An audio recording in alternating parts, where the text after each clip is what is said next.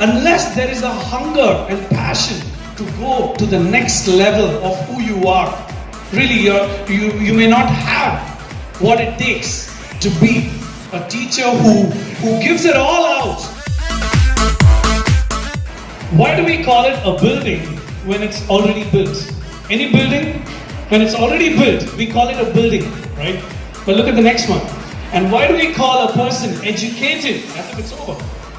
When we know the fact, education never. So the whole idea is, how do you approach it? If you approach education as something, oh, I finished my BA, oh, I'm qualified. You know what? As soon as a person thinks that he's qualified, he's already disqualified. Because if we don't understand the nature, the intrinsic value of education, the intrinsic value is that it never stops growing. The subject is always bigger than the person. Like imagine if I have to stand in front of music. Music is an ocean.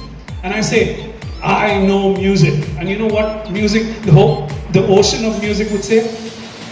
You gone nuts, you gone mad, you gone crazy, you don't know what you're talking about. You get it? So unless there is a hunger and passion to go to the next level of who you are, really you may not have what it takes to be a teacher who gives it all out. Right? We are here to give all out to the kids, yes?